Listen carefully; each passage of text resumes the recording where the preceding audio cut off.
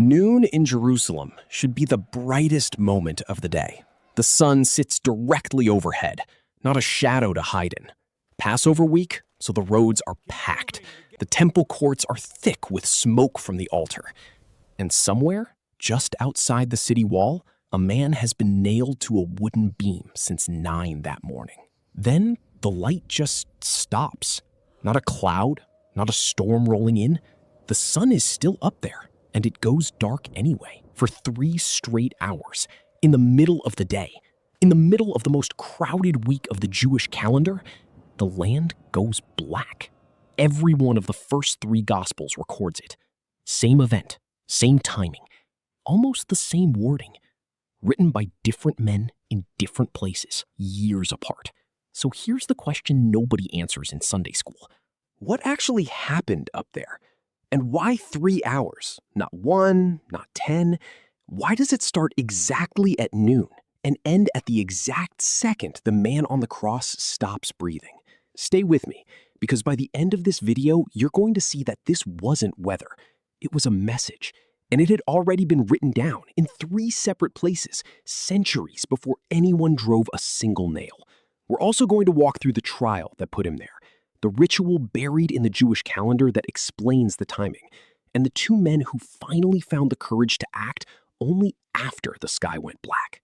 To understand why the darkness mattered, you have to understand what the sky was interrupting. Jerusalem in the 1st century didn't have a population that week. It had a flood. Historians estimate the city swelled to several times its normal size during Passover, as Jewish families poured in from every direction, from Galilee, from the coast, from as far as Rome and Alexandria, to remember one specific night, the night their ancestors were spared while judgment fell on Egypt. That memory is the whole reason the city existed that week. Every family needed a lamb. Not just any lamb, but one without defect, chosen days in advance and kept under watch until the appointed hour. The ancient historian Josephus describes the sheer scale of it. Hundreds of thousands of lambs slaughtered in a single afternoon. Priests working in shifts because the volume was too much for anything else. Blood ran through channels cut into the temple floor. The whole city smelled of roasting meat and rising smoke.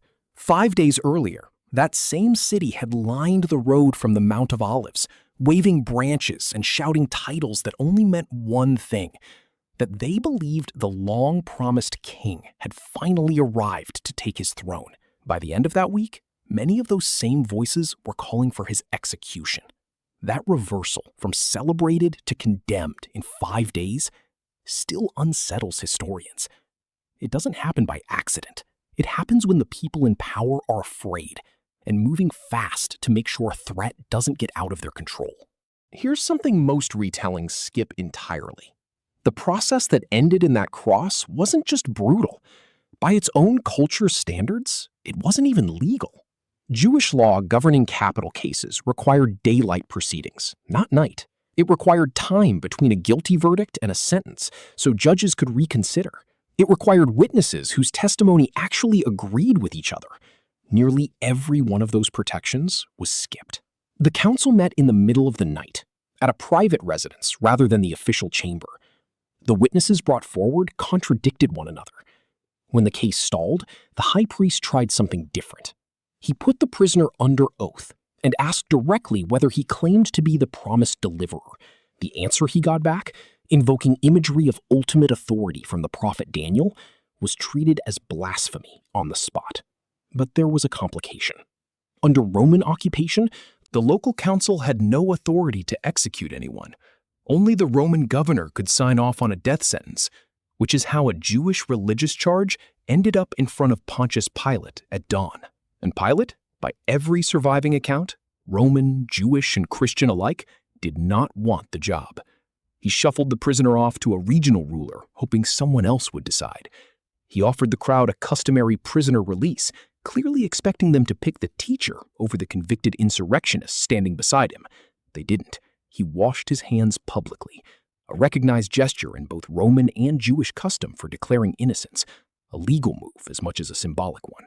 What finally broke his resistance wasn't the religious charge, it was a political one. The suggestion that letting a self-declared king go unpunished would look like disloyalty to Caesar. For a Roman governor with a paranoid emperor back in Rome, that risk outweighed everything else. He gave the order. What followed was engineered to be slow. Roman scourging, then a forced march carrying the crossbeam through the streets, then nails driven through wrists and feet. A method confirmed by actual archaeological finds, including a first-century heel bone discovered in Jerusalem with an iron nail still lodged in it. Death by crucifixion typically took 1 to 3 days, ending in slow suffocation as the body's own weight collapsed the lungs. Roman writers themselves called it the cruelest punishment on the books, reserved for slaves and rebels, never for a Roman citizen. Jesus was placed on the cross around 9 in the morning. For the first 3 hours, everything unfolded the way these executions always did. Soldiers gambling over his clothing, onlookers mocking, 2 condemned men hanging on either side. One of them cursed him. The other asked to be remembered when his kingdom came. And Jesus answered him. Then the clock hit noon, and the ordinary stopped. The first explanation people always reach for is a solar eclipse. It sounds tidy. Sun goes dark, moon did it, case closed. Except the math doesn't work, and it's not close. Passover always falls on a fixed day in the Jewish month of Nisan, and the Jewish calendar runs on the moon. That date is locked to one specific lunar phase every single year. Full moon, no exceptions. A solar eclipse requires the opposite arrangement. The moon has to sit directly between the Earth and the sun, which only happens at a new moon, when the moon is dark to us, not full. You cannot have a full moon and a solar eclipse on the same day. That's not rare. It's geometrically impossible. The same physics that lets astronomers predict eclipses decades ahead of time. And even setting that aside completely, there's a second problem. The longest a total solar eclipse can last anywhere on Earth is a little over 7 minutes. The Gospel accounts describe 3 hours. That's not a rounding error. That's a phenomenon roughly 25 times longer than the ceiling physics allows for an eclipse. Ancient astronomers weren't confused about this either. Babylonian scholars had tracked lunar cycles with real precision for over 1,000 years before Christ. Greek astronomers of the same era had already calculated the length of a lunar month down to a matter of seconds. The people alive at the time understood eclipses perfectly well. Whatever this was, they knew it wasn't that. So if it wasn't an eclipse, who else was writing about it? Here's where it gets interesting, because the darkness doesn't only show up in Christian writing. A historian named Thallus, writing roughly 2 decades after the crucifixion, tried to explain an unusual darkness from that general period as a solar eclipse. We don't have his original work. Almost nothing from that era survives intact. But we know about his explanation because a later writer, a Christian historian named Julius Africanus, quoted it specifically in order to argue against it, pointing out the exact same full moon problem we just covered, and noting that no eclipse lasts anywhere near 3 hours. Notice what that means. A non-Christian historian, writing within living memory of the event, felt the need to explain a darkness that people were already talking about.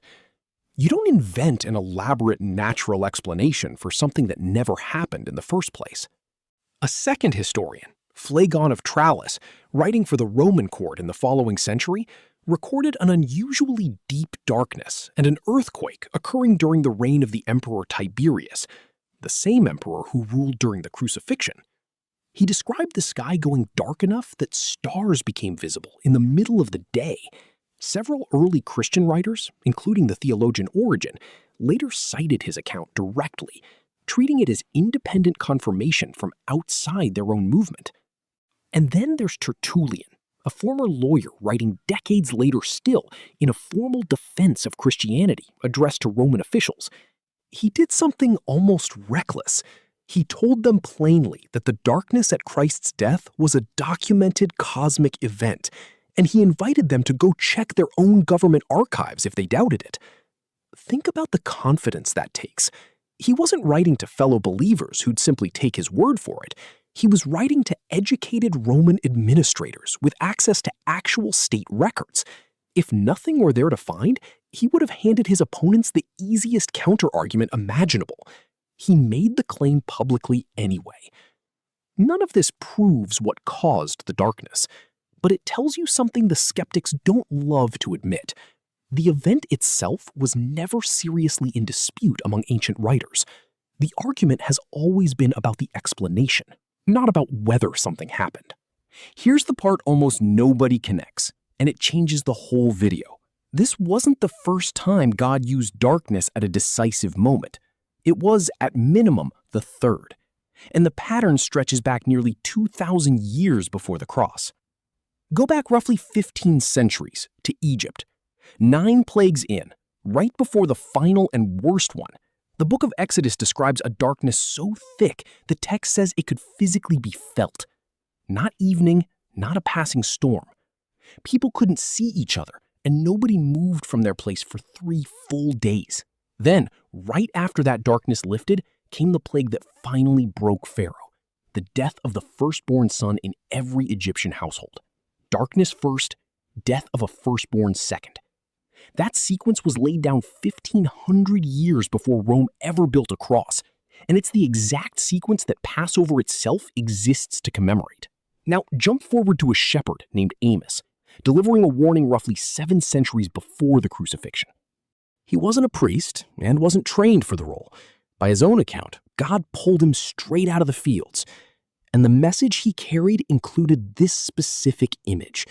A day was coming when God would make the sun go down at noon and darken the earth in the middle of daylight, turning a feast into mourning as bitter as grief for an only son. Read that again slowly. Sundown at noon, darkness during daylight, a feast turned to mourning.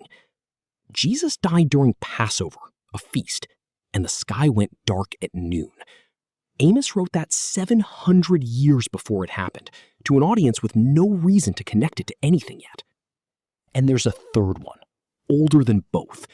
Long before Egypt, when God formally sealed his covenant with Abraham, the book of Genesis describes a deep, unnatural sleep falling over him, along with what the text calls a great and terrifying darkness, arriving right as the sun goes down and the covenant promise is confirmed between them.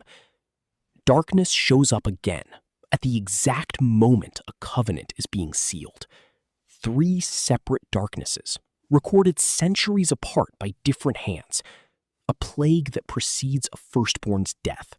A prophecy about a feast collapsing into mourning. A covenant sealed in shadow and terror. And all 3 converge on one hill, on one afternoon, inside one 3-hour window. That's not a coincidence stitched together after the fact by hopeful readers. That's a signature, repeating across roughly 1,500 years of the same collection of texts. There's one more layer to this, and it's the one seminary students learn, but almost nobody outside a classroom ever hears explained. Once a year, on the holiest day in the Jewish calendar, the high priest performed a ritual no one else was permitted to do. He passed alone through a massive curtain into the innermost chamber of the temple, the one room believed to hold the presence of God, carrying blood from a sacrifice to make atonement for the entire nation for another year. That curtain, according to later Jewish sources, was enormous, dozens of feet tall, woven thick enough that it reportedly took a small crowd of priests just to handle it during cleaning. And the ritual itself was considered so dangerous that a rope was tied to the priest's ankle beforehand, so that if something went wrong inside, his body could be pulled out without anyone else having to enter after him. Here's the detail that matters. When the high priest went behind that curtain, the nation waited outside, unable to see anything. The most important transaction of their religious year happened completely out of view, hidden, in effect, behind a wall of darkness. Now look at what happens on that hill. The atonement plays out in public, on a cross, visible to the whole city, except for the fact that the sky itself goes dark for the 3 hours in which the actual dying takes place. It's the same structure, a sacred transaction happening behind a veil the crowd cannot see through. Except this time, the veil isn't fabric, It's the sky itself. And right at the moment it ends, the actual curtain in the temple tears, reportedly from top to bottom, which matters more than it sounds like it should. A curtain that size doesn't tear top down by human hands. If people had ripped it, the tear would start low, where hands can reach. A tear beginning 60 feet up implies the force came from above, not below. The room only one man could enter, once a year, on pain of death, stood suddenly open for anyone to see. For most of those 3 hours, the gospel accounts record almost nothing. Silence. No mocking described, no dialogue, just darkness holding over the city. Then, right near the end, one sentence breaks it. Jesus cries out in Aramaic, words that some in the crowd actually mishear as a call for the prophet Elijah. What he actually said was the opening line of Psalm 22, a poem written roughly 1,000 years earlier by King David. Go read the rest of that psalm, and the description is almost uncomfortable in how precisely it lines up. Pierced hands, exposed and displaced bones, enemies staring and mocking, clothing divided up by lottery among onlookers. In Jewish tradition of the time, quoting the opening line of a psalm was shorthand for invoking the entire thing, a way of saying, go read the rest. This is what's happening right now. He wasn't just voicing pain. He was pointing an entire crowd toward a specific text written a millennium earlier. Moments later, according to the accounts, he says, "It is finished," commits his spirit, and dies. At that exact moment, not before, not after, Matthew records the ground shaking, rocks splitting, and the temple curtain tearing from top to bottom. The timing is precise on purpose. The last thing that closed was the sky. The first thing that opened was the way in. If you want to know how much those 3 hours actually landed on the people standing there, don't start with the disciples. Start with the soldier standing guard. A Roman centurion at that rank had typically served 15 to 20 years and had almost certainly overseen dozens of executions. Hardened, disciplined, unmoved by suffering, that was the entire job description. He had no religious stake in a Jewish teacher's claims, and every professional incentive to walk away unimpressed by another failed rebel dying on schedule. Instead, after standing through the darkness, the earthquake, and the death, Mark records him saying the exact opposite of what his training should have produced, that this man really was, in some sense, divine. Luke's account, written by a physician known for careful detail, frames it slightly differently. The centurion praising God and calling the man righteous, out loud, in front of his own soldiers, at the scene of an execution he personally carried out. Luke adds one more detail that's easy to miss. The crowds who had gathered to watch, and executions in that world always drew a crowd, went home differently than they arrived. Beating their chests, a recognized gesture of grief and regret, not entertainment. People who showed up for a spectacle left in mourning. And then there's Joseph, a wealthy and respected member of the very council that had condemned Jesus, but who, the Gospels tell us, had not agreed with their decision. He'd apparently been a quiet follower for some time, too cautious to say so publicly, given what opposing the ruling council could cost him. After the darkness lifted and the death was confirmed, Joseph stopped being cautious. He went straight to the Roman governor and asked for the body, a request that could easily have drawn suspicion onto himself. Another council member, Nicodemus, who'd also kept his interest quiet, joined him, bringing a large quantity of burial spices normally associated with royal burials. Two men who had spent months hiding stepped into the open on the same afternoon and gave the body a burial fit for a king. Whatever happened in that darkness didn't just change the sky, it rearranged the people standing under it. One more piece, and this one's recent. In 2012, a team of geologists examined sediment cores pulled from the bottom of the Dead Sea, a lake that sits directly along one of the most seismically active fault lines in the region. Disturbed sediment layers function like a timestamp for ancient earthquakes, the same way tree rings record dry and wet years. The researchers identified a significant seismic event in a window that includes both of the leading candidate dates historians propose for the crucifixion. That doesn't prove the darkness happened. Earthquakes don't turn off sunlight. But it does something quieter and arguably more important. It moves the earthquake Matthew describes out of the dramatic literary flourish pile and into the physically corroborated pile. Once one specific, checkable detail in an ancient account lines up against hard geological data, it becomes considerably harder to wave away everything around it as legend invented decades after the fact. Researchers have floated a few other natural explanations for the darkness itself over the years: volcanic ash drifting from a distant eruption, or the region's occasional severe dust storms. But none of them account for the specific shape of the event as recorded: a beginning locked precisely to noon, an ending locked precisely to the moment of death, and a duration of exactly 3 hours. Weather doesn't run on that kind of schedule. Volcanic ash doesn't clear on cue. Dust storms don't start and stop on the hour. So line it all up. An illegal trial rushed through in a matter of hours because the people in power were afraid of what a delay might cost them. Multiple ancient writers, Christian and not, treating the darkness as a real event that needed an explanation, not a legend that needed debunking. The leading natural theory ruled out by basic astronomy before you even get to the historical debate. A geological record that independently lines up with the earthquake described in the same account. A pattern of darkness marking decisive, covenant-defining moments running through the same body of texts for roughly 1,500 years before this one afternoon. A hidden ritual repeated annually for centuries that maps almost exactly onto what unfolded in public that day, and a Roman soldier trained to feel nothing, walking away convinced of something his entire career should have made him dismiss. No single piece of that proves anything by itself. That's how history actually works. It hands you fragments and leaves you to weigh them honestly. But here, fragment after fragment keeps pointing in the same direction. And maybe that's the part worth sitting with longer than any of the history. The curtain that tore that afternoon was never rehung. Whatever it had been built to keep people out of, the text is clear that it's been standing open ever since.